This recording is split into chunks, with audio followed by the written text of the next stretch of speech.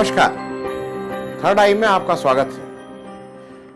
आज हम लोग एक ऐसे विषय की बात करेंगे जो जनरली थोड़ा सेंसिटिव है और पिछले 4-5 वर्षों से वो कुछ लोगों को, हम सब लोगों को कहीं नहीं कहीं, चूंकि पूरी बात शायद नहीं पता हो इसलिए आंदोलित करता है। विषय है बीफ एक्सपोर्ट। अब ये बहुत कॉमन नॉलेज है कि हिंदुस्तान में भाई गाय हमारी माता है और गाय का किसी भी तरह का ये गौकशी जिसको बोलते हैं मना है, लेकिन इस पे तरह तरह की बात होती रहती है। आज यहाँ पकड़े गए, कल गौ तस्करी करते हुए वहाँ पकड़े गए, इस तरह की बात होती है। तो पहले तो एक चीज़ समझ लीजिए कि ये एक्सपोर्ट है क्या। पहली चीज़, हिंदुस्तान से बीफ, गाय का बछड़ा, ये सारी चीज़ों पे बैन है। बैल, ये सबका बीफ पे बैन है, आप एक्सपोर्ट नहीं कर सकते हैं। तो जब भी यहाँ से बीफ एक्सपोर्ट की कभी कभी बात आती है या कहीं आप फिगर देखते हैं तो वो थोड़ा मिसनोमर है।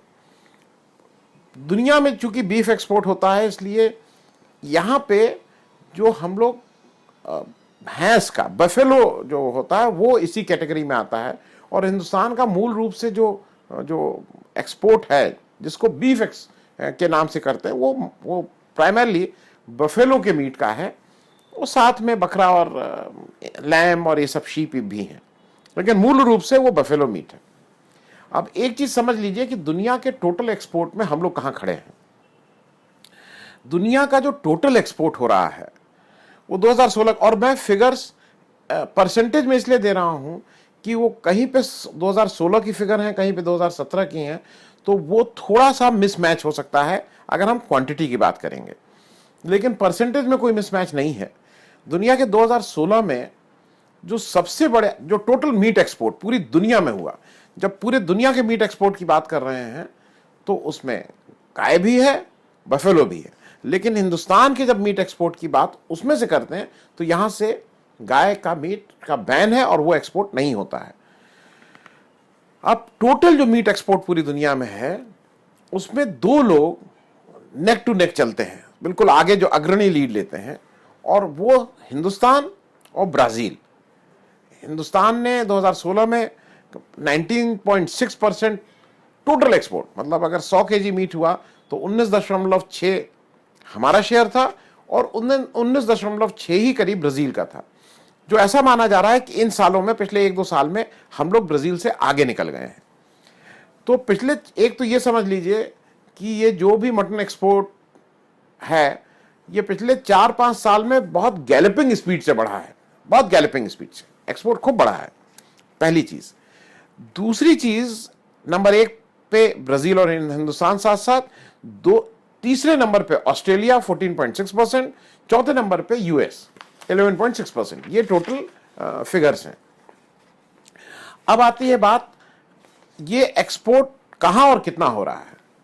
तो ये एपिडा से निकाला गया। एपिडा की साइट पे कोई भी चले जाए, एपिडा हिंदुस्तान की जो एग्रीकल्चर प्रोड्यूस की जो साइट है और जो मॉनिटर करती है हिंदुस्तान के इस सब प्रोड्यूस को, वो सरकारी एजेंसी है और उसकी साइट पे लिखा हुआ है। 2017 में कुल हिंदुस्तान का जो कुल एक्सपोर्ट हुआ वो वैसे करीब 18 लाख करोड़ के ऊपर का एक्सपोर्ट हम लोगों ने करीब मोटे तौर पे किया था। उसमें से मीट एक्सपोर्ट करीब 26,000 करोड़ का हिंदुस्तान ने किया है, मतलब करीब 1.5% के आसपास का टोटल जो एक्सपोर्ट हिंदुस्तान कर रहा है वो मीट एक्सपोर्ट हिंदुस्तान ने किया है। क्वांटिटी जो थी वो करीब 13 लाख टन के आसपास थी। तो ये बड़ी क्वांटिटी का मीट एक्सपोर्ट हुआ। अब हम लोग बात करेंगे गया कहां, ये सबसे ज्यादा एक्सपोर्ट कौन कौन सी, हिंदुस्तान से कौन से सबसे ज्यादा कंट्रीज इंपोर्ट कर रही हैं।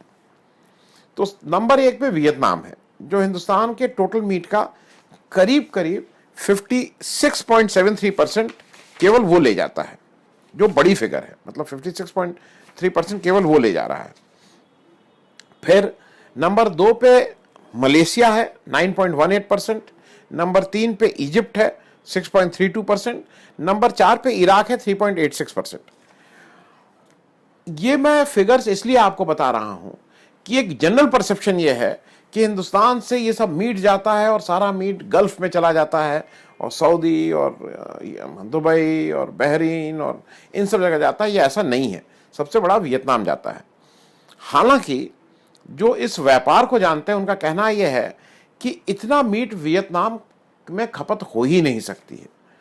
तो उन ट्रेड पंडितों का ये मानना है कि ये वियतनाम जो मीट जा रहा है वो प्राइमरली चाइना जा रहा है, मीट हो रहा है रूट वियतनाम के थ्रू। ये दुनिया में इस तरह की ट्रेड बहुत जगह है। पाकिस्तान से बहुत सी चीजें हमारे यहां नहीं आ सकती हैं तो वाया दुबई आती हैं। ये जो इस ट्रेड को, इंपोर्ट एक्सपोर्ट को समझता है वो जानता है।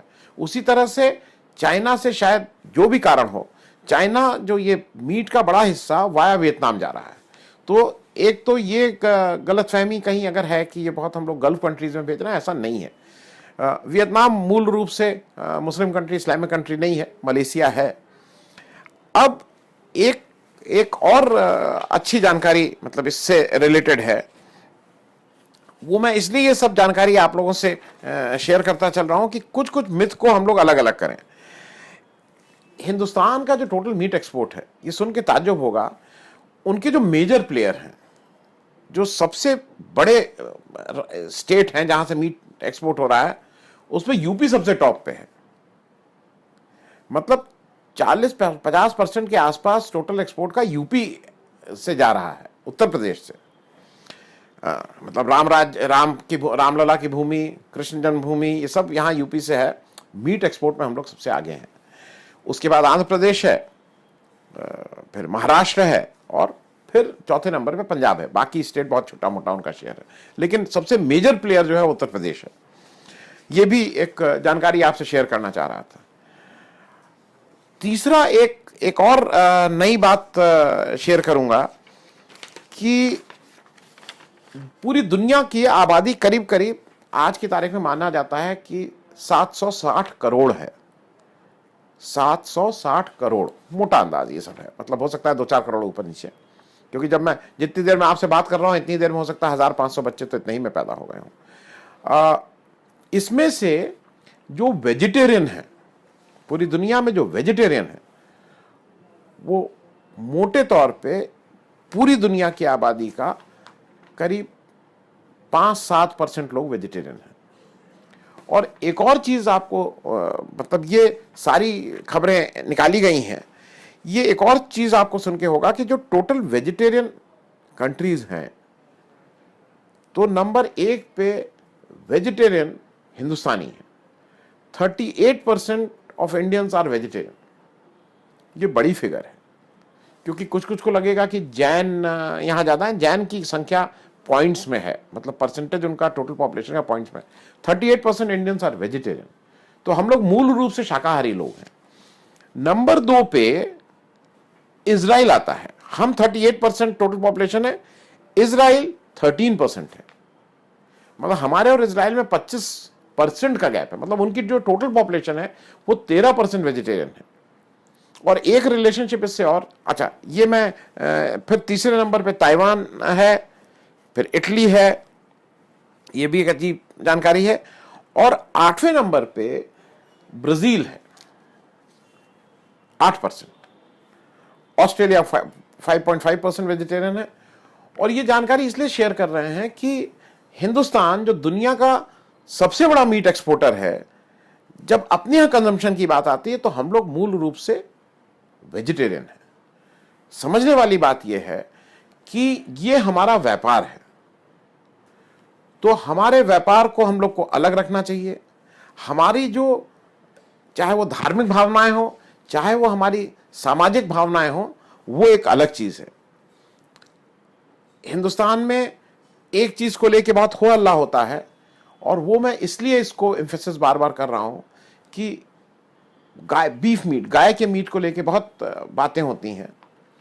और जब इसमें से अनऑफिशियली लोगों से बात करिए तो ये भी फैक्ट है कि जो स्लॉटर हाउस है, हिंदुस्तान के जो स्लॉटर हाउस हैं, अच्छा एक इंटरेस्टिंग फैक्ट और है कि ये जो एक्सपोर्ट करने वाली कंपनीज हैं या जो मीट के बिजनेस में जो स्लॉटर हाउस हैं, उसमें काफी हिंदू भी इस काम में हैं।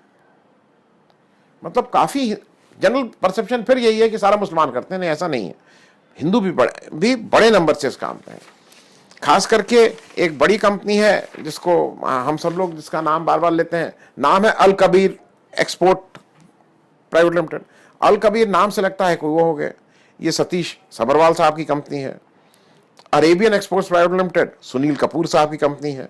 MRK frozen foods Madan Abbott की कंपनी। मतलब मैं सिर्फ कहना ये चाह रहा हूं, ये व्यापार है और व्यापार और धर्म अलग अलग लोग कर रहे हैं।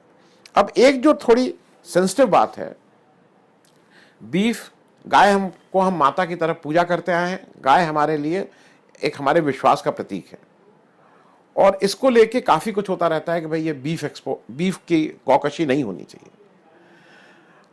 ये तय बात है कि हिंदुस्तान में जब मटन एक्सपोर्ट होता है तो कुछ अनऑफिशियली लोग ये कहते हैं कि जब उनको एक्सपोर्ट का प्रेशर आता है, और हो सकता है किसी व्यापार में आता हो, तो वहां पे गाय भी काट दी जाती है, ऐसा कुछ लोगों का कहना है।